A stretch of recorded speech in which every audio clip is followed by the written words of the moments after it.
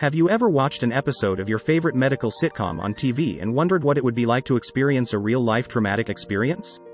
Well, I experienced one and lived to tell the story. Take a second and breathe deep and close your eyes as I take you on my personal journey with battling kidney disease and emergency kidney failure. On July 8 of 2019, I went into emergency kidney failure. I can still remember the horrible feeling of not being able to breathe properly, the heart palpitations and the strangest rash on my tongue, and falling in the floor with zero strength after days in the bed in which in my mind I thought I was fighting the flu. I couldn't keep any food down, and everything tasted terrible and had a metallic aftertaste. I still remember calling 911 and praying at my bedside. I still remember the ride to the hospital in the ambulance as my breathing began to get worse. Still remember when the doctor and nurses staff came rushing in after getting my blood labs results. I remember the sounds of the chopper blades from the helicopter as they rushed me to a hospital in San Antonio, Texas. My local hospital wasn't capable of giving me the treatment needed. I still remember when we landed and the doctor said, "You better grab the crash cart." I was in complete kidney failure. Stage 5 ESRD. After 3 days in the ICU fighting for my life and I had already begun hemodialysis unknowingly, I had finally begun to come to, and I had every hose, tube and line you could imagine attached to me.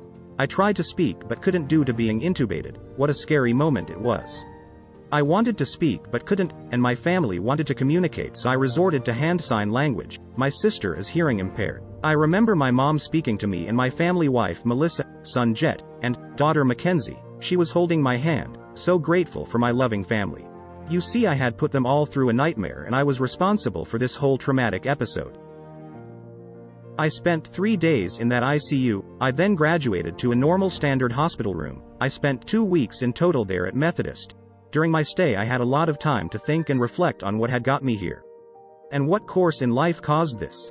I wish I had taken better care of myself and didn't. For 41 years of my life, I had done what I wanted and ate what I wanted and when I wanted.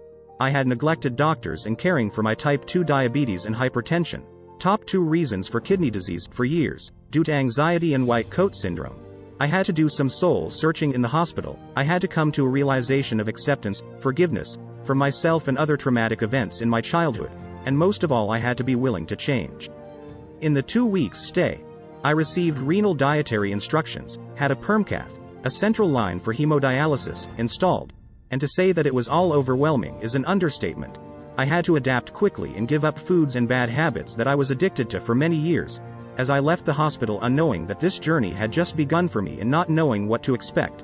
I began my new life with doing in-center hemodialysis, 3 times a week. Another life-altering experience back to back, but yet I had to adapt quickly if I wanted to survive. I did in-center dialysis for 10 months and then transitioned to home hemodialysis, next stage, with my wife Melissa as my caretaker. I did so for 3 months.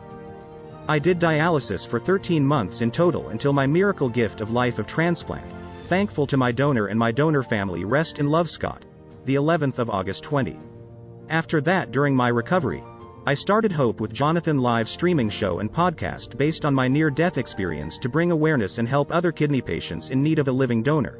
But that's another story for next time. Side note. Obviously, I paraphrased portions of my story and I must include that I had to leave out some details.